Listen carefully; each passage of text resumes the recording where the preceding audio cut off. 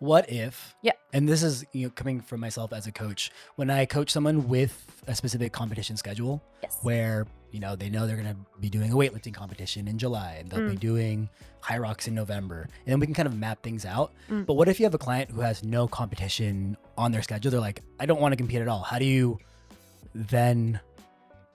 Do you do anything in terms of peaking for a client if they're just training for training? Yes, absolutely. I think this is great. We actually spoke about it in professional development yesterday about our personal training clients. And it was one of the coaches had said, well, how important is testing? Because testing is our peaking phase of a program, right?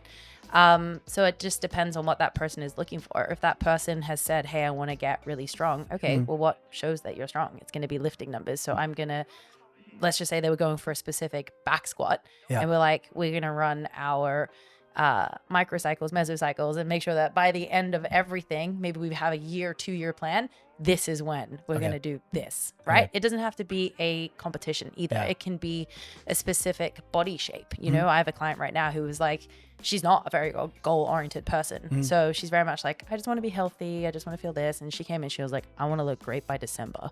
And She said that on her own. Yeah, she came in. She was like, my husband's been challenging me. He's been asking why I train. I didn't really have a reason. And I just trusted you to help me and guide me, which you have. Like, I can see I'm getting stronger and I'm doing these things. But December, I'm going on summer holiday. I want to look great. And I was like, cool. What are you willing to do for it? So now our peaking phase is December. Like, we are working towards her summer bod. So yeah, I don't think it applies to just competitions. Yeah. I would say that the only difference is that when we talked about those 5 different phases, pre-competition and competition phases aren't going to be, factored in for those. I'm going to deload you for your bikini. We don't need to add competition for everyone if it's not appropriate to No. their goals. So really, for those clients who don't have competitions to peak for, we're really just moving between accumulation phases and intensification phases, right? We're going to go through phases of training which are a little bit easier, lower intensity, a little bit more biased towards health, and then we're going to go through, generally speaking, they're a bit shorter, but intensification phases where we do push a little bit hard. We strive towards peaking for a test of some sort, that test is something that we decide with the client based upon their goals. And essentially we're just moving back and forth, forever between those different training phases with different focuses. But we definitely don't need to be doing things like pre-competition and competition phases. Okay. So I guess like the main point here is whether or not you're peaking for your client, you're putting your client through a peak in competition or not, really depends upon what their season outlook is, if they have a season, what their lifestyle is, what they want in terms of training, if it's contributing to a goal. And if it's not, then you just go through like the basic phases. Yeah, well, I think there's many ways to... You mean in terms of deciding what to test for someone? Example, like what if we even pull it back more? What if you have a client who just doesn't want to test? Yeah, so I think that this is actually exactly what Tammy said. We spoke about in our professional development session yesterday. But I think at the end of the day, like, testing needs to be appropriate to the client. Right. And so when we say it needs to be appropriate for the client, we really need to link testing back to the goals. Okay. So why is our client seeing us? What problems are we trying to solve? So, I talked about an example with, one of our clients right now who's coached by one of our team members. His sole goal for why he has joined Coastal and why he's hired a coach is he wants to gain 1 kilogram of lean muscle mass. That's what he wants to do. Yeah. He has his reasons, which are very justifiable, and I totally understand why he wants that. So for him, when it comes to testing, the most appropriate test for him is not going to be, a 5 rep max bench press or a 10 rep max back squat.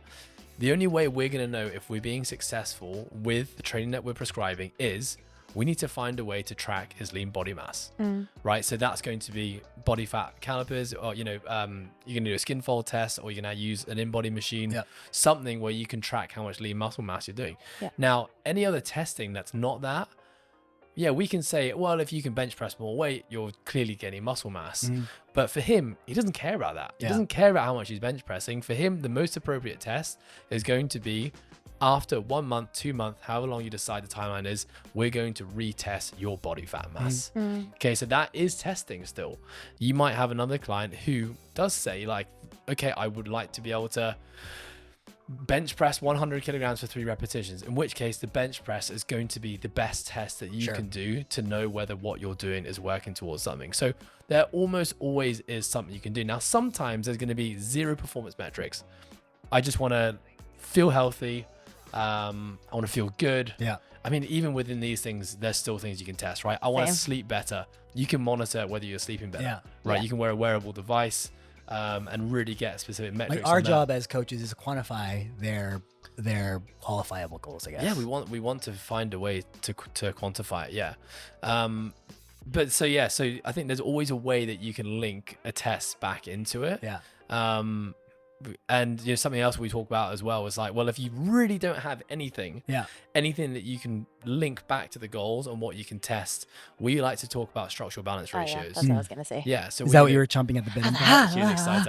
I could feel it. You want to take this out what structural balance is and how that's the goal? Yeah, go for it.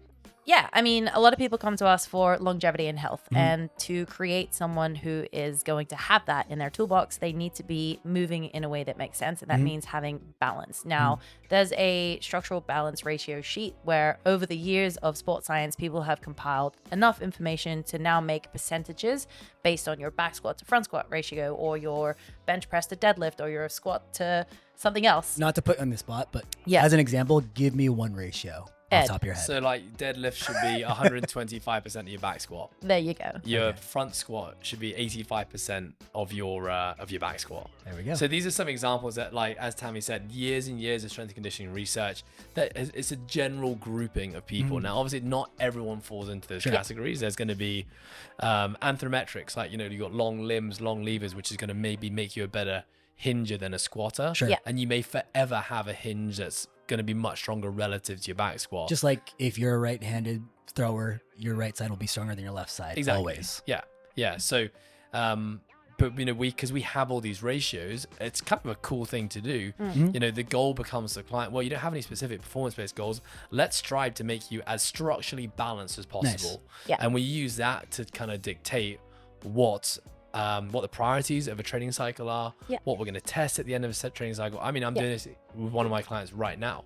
We've decided, because she's actually doing the individual coaching course. She's someone I've trained for 10 plus years.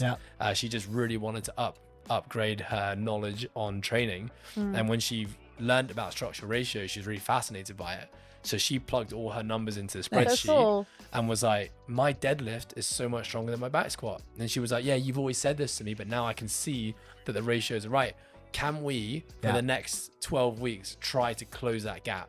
So absolutely, this is really cool now. She's bought into THEPROCESS. So we built a back squat progression, which is we're now building towards it. So we're going to build towards a 3 rep max. Hell yeah. In something like, I think 8 weeks, we built the progression.